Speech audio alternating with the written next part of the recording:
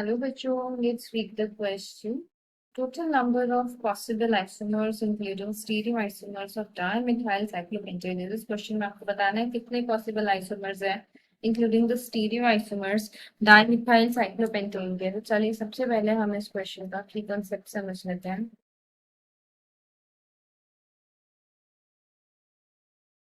Key concept. तो देखो बच्चे, सबसे पहले ना आपको पता हो आइसोमर्स क्या होता है. तो बच्चे आइसोमर्स तो सबको पता है. आइसोमर्स का सेम मॉलिक्यूलर फॉर्मूला. देखो मॉलिक्यूलर फॉर्मूला तो उनका सेम होता है, लेकिन उनका जो स्ट्रक्चर्स होते हैं वो अलग होते हैं. Same molecular formula but different arrangement. But different arrangement of bonding. तो बॉन्डिंग के अलग अलग अरेंजमेंट्स होते हैं, लेकिन ठीक है, but different arrangements of bonding. तो ये आपके क्या होते हैं बच्चे? They are isomers. अच्छा, क्वेश्चन में हमें इंक्लूडिंग स्टीरियो आइसोमर्स कहा है. अब स्टीरियो आइसोमर्स क्या होते हैं? तो स्टीरियो आइसोमर्स में आपका होते तो ये भी आइसोमर्स ही हैं एक तरह से, लेकिन ये स्टीरियो आइसोमर्स में आपका जो स्पेशियल अरेंजमेंट होता है वो अलग हो जाता है. मॉलिक्यूलर फॉर्मूला इनका भी सेम ही रहता है, अरेंजमेंट्स इनका डिफरेंट होता है, लेकिन इनके स्पेशियल अरेंजमेंट्स डिफरेंट हो जाते हैं. दे differ in the spatial arrangement. यानी कि जो 3D अरेंजमेंट होता है बॉन्ड्स का, तो उसमें फर्क आ जाएगा. दे डिफर इन स्पेशियल अरेंजमेंट. स्पेशियल अरेंजमेंट यानी कि एक बॉन्ड जैसे अबव द प्लेन होगा, एक बॉन्ड बिलो द प्लेन होगा, इस तरह से. They differ in the spatial arrangement या spatial orientation of the groups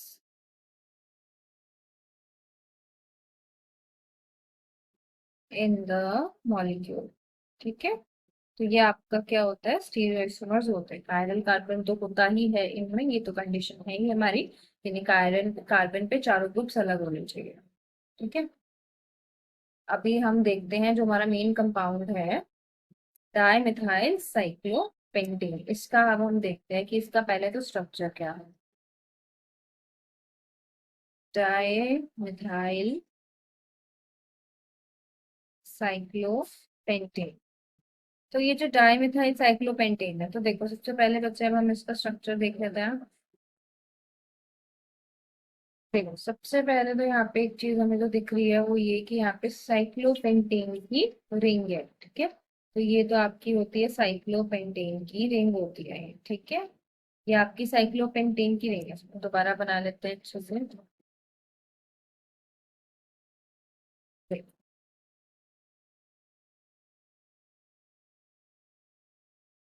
तो बच्चे ये साइक्लोपेंटेन की रिंग बन गई हमारी. अब देखो डाई मिथाइल यानी कि फर्स्ट पोजीशन पर ही, ऑब्वियसली जहां पर भी बच्चे अगर 2 या 3rd पोजीशन होती है ना, तो वहां पे ये नंबर लिखा होता है. लेकिन अगर नहीं है कुछ भी नंबर लिखा हो, दैट मीन्स अंडरस्टूड है कि फर्स्ट पोजीशन पर ही है. 1 1 डाई मिथाइल होगा, तो एक CH3 यहाँ हो जाएगा, एक CH3 यहाँ हो जाएगा. ठीक है. तो ये आपका बन गया 1 1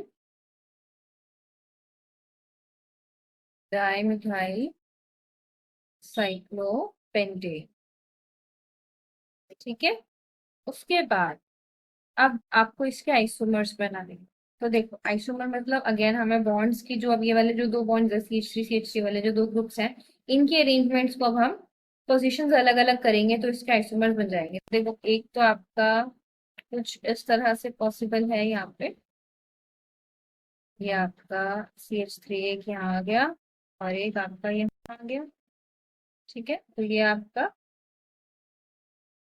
ये वाला कंपाउंड पॉसिबल है. अब देखो यहाँ पे आपका स्टीरियो आइसोमेरिज्म यहाँ पर आएगा. ये वाला आपका स्टीरियो आइसोमेरिज्म शो करेगा. कैसे शो करेगा वो देखते हैं.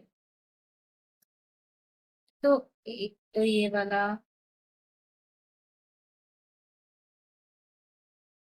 देखो हमने ये बनाया था. अब इसमें बच्चे यहाँ पे ये जो दो पॉइंट्स है ना, ये तो इनमें इनमें आपकी दो पॉसिबिलिटीज है. एक तो ये पॉसिबिलिटी है कि दोनों ही आपके अबव द प्लेन हो जाए, एक है कि दोनों ही बिलो द प्लेन हो जाए। ठीक है, तो कुछ इस तरह से है कि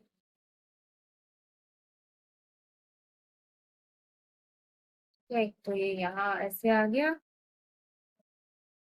तो ये वाले अबव द प्लेन और बिलो द प्लेन हम बनाएंगे अभी। ठीक है,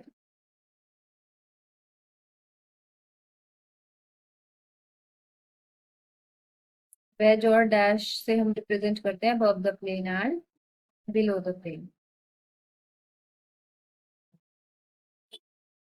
तो देखो अब ये दोनों आपके क्या है, ये दोनों आपके सेम है, क्योंकि बात एक ही है, चाहे वो अबव द प्लेन हो चाहे वो बिलो द प्लेन हो, दोनों के दोनों एक साथ। ठीक है, तो इसी वजह से यहाँ पे आपको ये वाले दोनों तो देखने को मिल गए कि ये दोनों तो आपके बिल्कुल सेम होंगे, यानी कि इसको हम एक ही कंसिडर करके चलेंगे। ठीक है, लेकिन अब अगर मान लो एक आपका ऐसे हुआ कि एक अबव द प्लेन है एक बिलो द प्लेन है, फिर वहां अलग हो जाएगा। ठीक है, तो एक ये और पॉसिबिलिटी है आपकी यहाँ कि अब इसमें से अगर एक ग्रुप को हम अबव द प्लेन कर दे, एक ग्रुप को हम बिलो द प्लेन कर दे।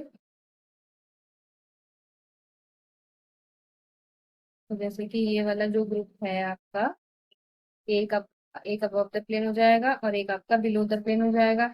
एक, ठीक है, और दूसरा आपका ये वाला भी है।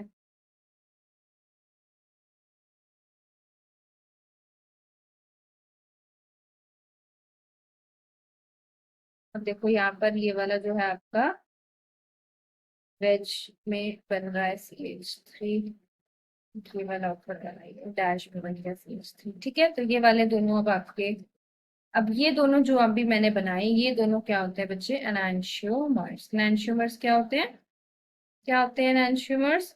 तो एनांशियोमर्स आपके वो होते हैं बच्चे जो आपकी non superimposable mirror images हैं। अब देखो ये बिल्कुल अपोजिट है एक दूसरे के, इनको अगर अब हम सुपर इम्पोज करने की कोशिश करेंगे यानी एक दूसरे के ऊपर रखेंगे तो डिफरेंस आएगा, दोनों बिल्कुल भी ओवरलैप नहीं कर पाएंगे। जैसे हमारे लेफ्ट और राइट हैंड्स हैं, उनको अगर हम एक दूसरे के ऊपर ओवरलैप करें तो वो सुपर इम्पोज नहीं होंगे ना, तो इसी तरह से ये वाले जो दो कंपाउंड्स है ये सुपर इम्पोज नहीं होंगे, that's why they are non superimposable mirror images called enantiomers. ठीक है, तो ये आपके दो यहाँ एनांशियोमर्स हो जाएंगे। ठीक है, अभी ये वाली पॉसिबिलिटी हमने इस स्ट्रक्चर की देख ली। अब इसके बाद जो आपका एक और स्ट्रक्चर पॉसिबल है इसमें, वो कौन सा होगा देखो। इसके बाद आपका ये वाला जो स्ट्रक्चर है ये पॉसिबल है। ठीक है, इसमें एक CH3 यहाँ और एक CH3 यहाँ पे। ठीक है, तो ये आपका 1,3 डाई मिथाइल साइक्लोपेंटेन। ठीक है ना, ये ऐसे है। अभी यहाँ पर भी सेम चीज है, ये भी स्टीरियो आइसोमेरिज्म शो करेगा। अब इसका भी बिल्कुल सेम तरीका है, दोनों एक बारी तो अबव द प्लेन दोनों ग्रुप्स एक साथ और एक बारी दोनों ग्रुप्स एक साथ आपके बिलो द प्लेन।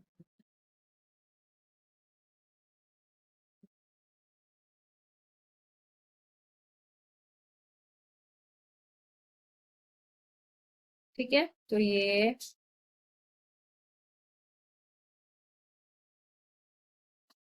आप यहाँ दोनों ही देखिए आपके इस तरह से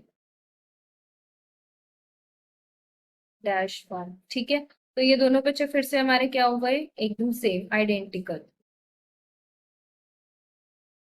ये दोनों आइडेंटिकल हो गए। और अब इसकी वही लास्ट एक पॉसिबिलिटी जो और बचती है वो ये कि इसका एक फिर से अबव द प्लेन एक बिलो द प्लेन।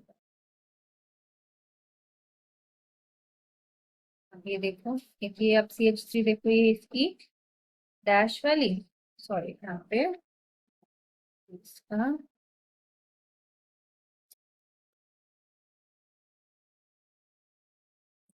वेज वाला, और अभी यहाँ पे भी सेम चीज बिल्कुल, ये वेज आ जाएगा और ये डैश में आ गया।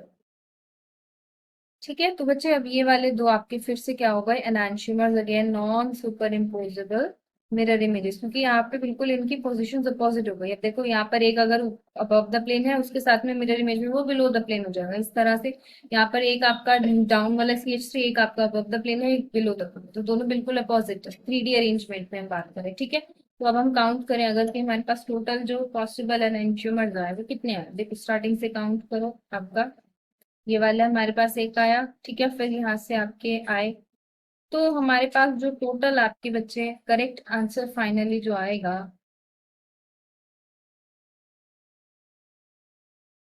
वो आपका आएगा 6। ठीक है, कि हमारे पास टोटल 6 पॉसिबल आइसोमर्स हैं, इंक्लूडिंग स्टीरियो आइसोमर्स। ठीक है, उसमें से कि बच्चे आपके, तो बच्चे यहाँ पे मैं बोल रही थी कि 6 पॉसिबल आइसोमर्स है इंक्लूडिंग स्टीरियो आइसोमर्स, जिसमें आपके 4 तो है स्टीरियो आइसोमर्स यानी ऑप्टिकली एक्टिव वाले, ठीक है, एंड 2 आपके नॉर्मल है। ठीक है, तो देखो, तो यहाँ पे अभी हम काउंट अगर करें तो देखो, ये वाला जो आइसोमर है ये वाला पहला, और ये जो दूसरा है, ठीक है, ये आपके ऑप्टिकली इनएक्टिव वाले हैं, ये वाले 2। ठीक है, लेकिन अब जो इसके हमने ऑप्टिकल फॉर्म्स बनाए वो ये बनाए, ये आपका थर्ड हो गया। ठीक है, ये दोनों आइडेंटिकली मानेंगे हम। ठीक है, फिर ये फोर्थ फॉर्म हो गई इनकी, ये दोनों एनांस्ट्रोमर्स हो गए। ठीक है, और फिर ये वाली हो गई इनकी फिफ्थ, और ये हो गया आपका लास्ट सिक्स।